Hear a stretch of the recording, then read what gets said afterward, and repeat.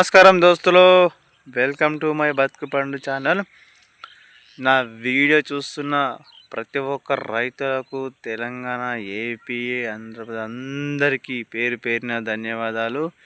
అట్లనే అలా కొత్త సంవత్సరం అందరికి కొత్త సంవత్సరం శుభాకాంక్షలు తెలుపుకుంటూ అందరూ బాగుండాలి.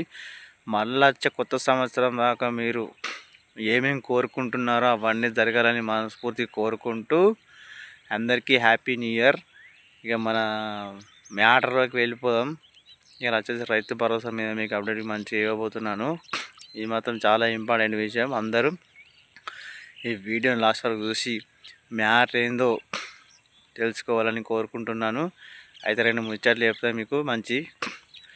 ఎవరైతే మన సాగు చేస్తారో సాగు భూములకి రైతు భరోసా ఇవ్వాలని మన ప్రభుత్వం నిర్ణయించింది. దీనిపైన మన బట్టి విక్రమార్క గారు, సీఎం రేవంత్ రెడ్డి గారు స్వయంగా ఇచ్చిన అప్డేట్ ఇది. నేను సొంతంగా చెప్పట్లేదు. అయితే ముచ్చట ఏంటంటే, గత ప్రభుత్వం 70 లక్షల కోట్ల మంది రైతు భరోసా ఇచ్చింది. ఈ ప్రభుత్వం ఎవరు సాగు చేస్తారో భూములకు పంట పండిస్తున్నారో 10 ఎకరాల లోపు వారికి రైతు భరోసా 21 లక్షల మంది భూములకు, సాగు భూములకు రైతు భరోసా ఇవ్వబోతుందట.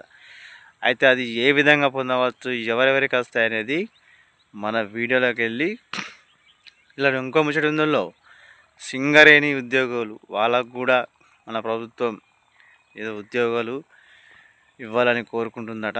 అదే విషయం ఈ వీడియోను మీకు చూస్తే మ్యాటరు మొత్తం అర్థమవుతుంది. సరేనా? వీడియో లోపలికి వెళ్ళిపోదాము లేట్ చేయకుండా. అందరి వీడియోని చూసి మనస్ఫూర్తిగా ఆదరించాలని కోరుకుంటూ వీడియో లోపలికి పోదాము. మ్యాటర్ మీకు అర్థమవుతుంది. మళ్ళీ లాస్ట్లో మళ్ళీ కలుస్తా ఎట్లయినా. నమస్కారం దోస్తులు, వెల్కమ్ టు మై బతుకు బండి ఛానల్. రైతులకు గుడ్ న్యూస్. సాగు భూమికి రైతు భరోసా ఎకరానికి 15,000 రూపాయలు. చూసిర్రావుల్లో మన సంక్రాంతి గట రైతులకు గుడ్ న్యూస్ చెప్పిన మన సర్కార్, రేవంత్ సర్కార్ సాగు చేసే భూములకు ఎకరానికి 15,000 రూపాయలు ఎత్తరాటిగా. ఇది గుడ్ న్యూసే కదా. ఇక మ్యాటర్ మొత్తం చూద్దాం. తెలంగాణ ప్రభుత్వం రైతు భరోసాపై కీలక నిర్ణయం దిశగా అడుగులు వేస్తుంది. డిప్యూటీ సీఎం బట్టి విక్రమార్క నేతృత్వంలో మంత్రివర్గ ఉపసంఘం ఈ అంశంపై శుద్ధిగా చర్చించింది. ఈ పథకం అమలు అర్హులు కారారు పైన కొన్ని ప్రతిపాదనలు పొందవచ్చు. సాగు చేసిన మొత్తం విస్తీర్ణం మేరకు ఇవాళ లేక ఆయుధ పరిస్థితి పరిగణలో తీసుకోవాలా అనేది చర్చించారు. అది పరిస్థితి చూశారు. సంక్రాంతి రైతు భరోసా నిధులు జమ చేయాలని ప్రభుత్వం నిర్ణయించింది. రైతు భరోసా ఆర్థిక పరిమితమైన మంత్రివర్గ ఉపసంఘం సుదీర్ఘంగా చర్చించింది. సాగు చేస్తున్న భూములకి రైతు భరోసా ఇవ్వాలనే ప్రతిపాదన దాదాపు ఆమోదం లభించింది. ఐటీ చెల్లిస్తున్న వారికి ఎవరైనా మినహాయింపు ఇవ్వాలి, ఎవరిని కొనసాగించాలి అనే అంశంపై కీలక ప్రతిపాదనలు సిద్ధమైనాయి. ప్రభుత్వ ఉద్యోగాలు, ఐటీ చెల్లింపుదారులకు అందరికీ పథకం నుంచి వినతి సమస్యలు వచ్చేవి అభిప్రాయం వ్యక్తం అయింది. ఐటీ చెల్లించే సింగరేణి ఉద్యోగాలు ఉమ్మడి ఆదిలాబాద్, కరీంనగర్, ఖమ్మం జిల్లాలో సుమారు 4 లక్షల మంది ఉన్నారని గుర్తించారు. పీఎం కిసాన్ పథకం అమలులో కేంద్రం మార్గదర్శకాలపైన ఉపసంఘం సమర్పించింది. చూసిర్రావుల్లో ఈ ఐటీదారులను కూడా రైతు భరోసా కింద గుర్తించారు. సుమారు కరీంనగర్ జిల్లా సింగరేణి ఉద్యోగులు కూడా ఆదిలాబాద్, ఉమ్మడి కరీంనగర్, ఖమ్మం జిల్లాలో కూడా సుమారు 4 లక్షల మంది ఉన్నారని గుర్తించారు. పీఎం కిసాన్ పథకం ఎట్లా అమలు చేసిర్రు, ఇది కూడా అట్నే అమలు చేస్తారట. దీనికి కూడా అట్లా రూల్స్ పెట్టిర్రు. వాళ్ళే అర్హులు. పీఎం కిసాన్లో ప్రజాప్రతినిధులు, ప్రభుత్వ ఉద్యోగులు, పింఛన్దారులు, వరుసగా 2 ఏళ్లుగా ఐటీ చెల్లించేవారు, వైద్యులు, ఇంజనీర్లు, న్యాయవాదులు పథకం అమలు చేయడం లేదు. ఇదే విధంగా ఈ వర్గాలను అమలుకు దూరంగా ఉండాలంటే వచ్చే ఇబ్బందులను పైన చర్చ జరిగింది. కాగా తప్పనిసరిగా సింగరేణి ఉద్యోగులకు 4వ తరగతి ఉద్యోగాలు ఉండాలా చూడాలని అభిప్రాయం వ్యక్తమైంది.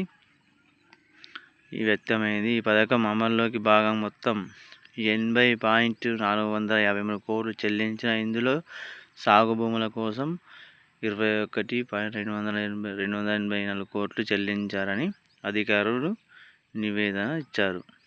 సాగుకు వినియోగం లేని భూములపై రైతు భరోసా అమలు చేయకూడదని సమావేశంలో ఒక నిర్ణయం వచ్చినట్లు సమాచారం. సూర్యారావులో ఎవరైతే సాగు చేస్తారో భూములు వాళ్ళకి రైతు భరోసా రాదట. సాగు చేసే రైతులకి రైతు భరోసా వస్తుంది.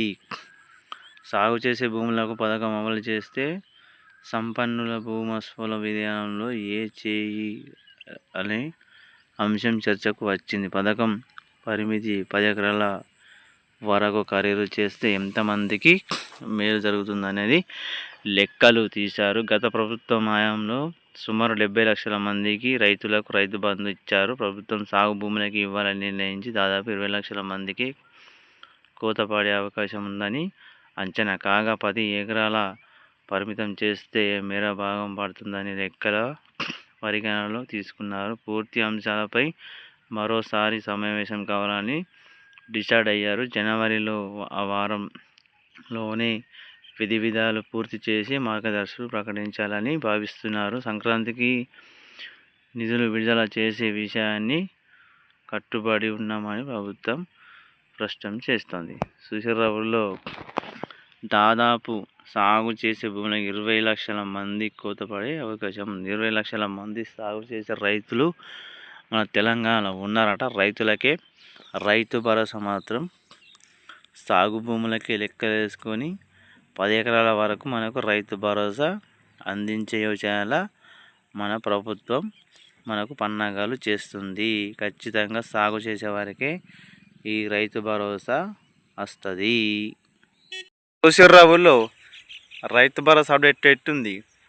సంక్రాంతికి మన రైతు భరోసా 10 ఎకరాల వరకు మన అకౌంట్లోకి డబ్బులు ఎకరానికి 15,000 రూపాయలు మన ప్రభుత్వం మనకు జమ చేయబోతుంది.